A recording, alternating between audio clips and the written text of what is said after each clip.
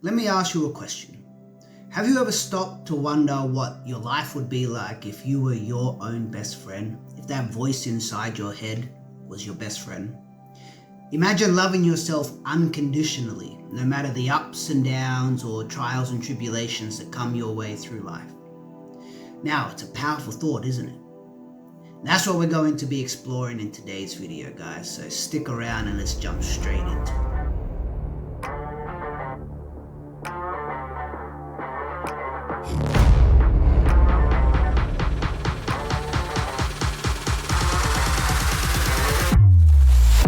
G'day guys, and welcome to today's video. So we're going to be diving into a topic that's close to my heart, and that is embracing self-love and also being a bit more gentle on ourselves. You see, today there seems to be this sentiment that we should always be striving, pushing ourselves, making ourselves better or striving for more, and almost like we're not good enough as we are right now. But in today's video, I want to offer a different perspective, and one that has profoundly changed my life for the better. You see, for a long time, I was caught in this cycle of self-criticism and self-doubt. And I used to think that the only way for me to achieve my goals was to be tougher on myself, to push myself to just constantly be better. But what if I told you that the opposite was actually true? Okay, what if the most transformative approach was to be kinder to yourself and to be more gentle with yourself? Well, in this video, I want to share with you my personal journey of how I learned to love myself unconditionally. But this isn't just a video about my journey of overcoming my challenges. I also want this to be a message of hope and encouragement for anyone who's ever felt like they weren't good enough. And so in this video, I want to share with you my journey on how I learned how to love myself unconditionally. But it's not just a video about me overcoming my own challenges. This video is also a message of hope and encouragement for anyone who's ever felt like they weren't enough. So if you're currently struggling, or you've ever struggled with like self-acceptance and accepting who you are, or if you're just curious on how to build a better loving relationship with yourself, then this video is for you. So without further ado, let's jump into the main part of today's video. And remember, you're not alone in this. I want to share with you what I've learned, and hopefully that will inspire you to take steps towards a more fulfilling and happier life with yourself. So let's jump straight in. Let's start by understanding what true love really is. Okay, it's a term that we hear quite a lot these days, but the true depth of it tends to be overlooked or misunderstood. Self-love is about accepting yourself as you are. It's about noticing and recognizing your own self-worth as a human being. And it's also about taking care of your well-being, physically, mentally, and spiritually. It's about being kind to yourself in your thoughts, your actions, and the way you navigate life's challenges. Now, you may have heard some people say that the key to success is being hard on yourself. Now, don't get me wrong, discipline is important, but continuous self-criticism can actually be very damaging and have the opposite effect. Think of it this way. Would you treat your best friend, or would you treat your boyfriend, your girlfriend, your partner the same way that you treat yourself? Would you talk to yourself, would you talk to them the same way you allow that voice in your head to talk to you sometimes? Because remember, the relationship you have with yourself is a relationship, it's going to be the longest and most constant relationship that you ever have. So we need to nurture this relationship with love and kindness, just like we would any other relationship. So self-love isn't about being narcissistic and thinking that you're like God's gift to the whole universe.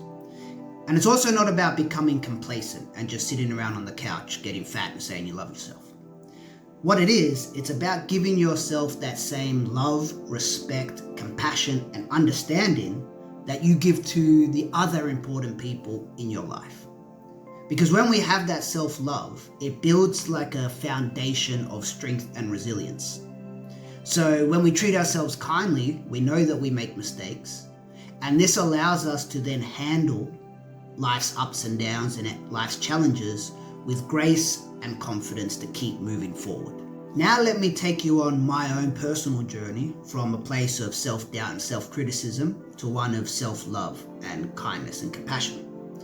So in my teenage years, in my early 20s, I was my own worst enemy. I was my own worst critic. Okay, I hated the way I looked. And because I hated the way I looked, I was very self-conscious when I was in social situations. And because of this awkwardness, I used to get bullied at school. People wouldn't really want to hang around me or anything like that because I was putting out these terrible vibes. But what this did was it was kind of like a negative downward spiral where because of this feedback I was getting, it made me hate myself more. And it made me think that, well, everyone else can see it, so it must be true. And that really started to build up that self-hatred and the self-criticism. But then in my mid-20s, around 25 or 26, I realized that this path of self-hatred and criticism was leading me nowhere. So this is when I started to study spirituality, philosophy, self-improvement, self-help, and I started to treat myself more like a friend in need of support and understanding. And I really learned the power of forgiveness. So I learned how to forgive my younger self for this way of thinking. Okay? And I also learned how to forgive the people that bullied me in the past because, they were just stupid kids like me, just trying to work out their life as well. So I forgave my younger self and I forgave the people that hurt me in the past. And these were the first steps on truly embracing this unconditional love and this true self-love for myself. And so I started to speak to myself with a lot more kindness. And I started taking care of my body, of my mind, and I was nurturing my own growth. Now, this wasn't an overnight change. Okay, there were still times of self-doubt, self-criticism, but it was a gradual process of healing and learning how to love myself unconditionally. I also stopped berating and blaming myself for making mistakes, understanding that we all make mistakes. We're all processing on this journey of life. And I also started to see how these mistakes could actually be opportunities for me to grow. I was a young guy. I'm still relatively young, just in my early 30s. And I know I'm going to make a lot more mistakes on my journey of life.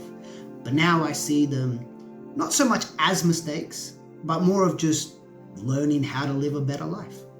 And here's the beautiful part. Once I had embraced this concept of self-love, incredible changes started to happen. I was no longer trapped in these cycles of self-doubt, self-negativity, and self-punishment. Instead, I was able to find joy in life.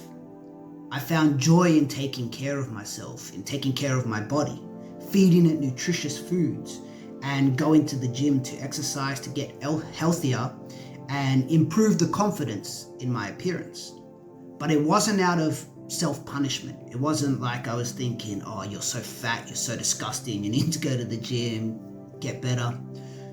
It shifted to more of a celebration of life, a celebration of what my body could do, and a celebration of just how beautiful a happy, healthy, loving life can actually be. And it was this shift in perspective that really made all the difference. I started to see myself in a new life. So I became a lot more confident in myself. My mental health improved, and I discovered a sense of inner peace and joy that I had never actually known before in my life.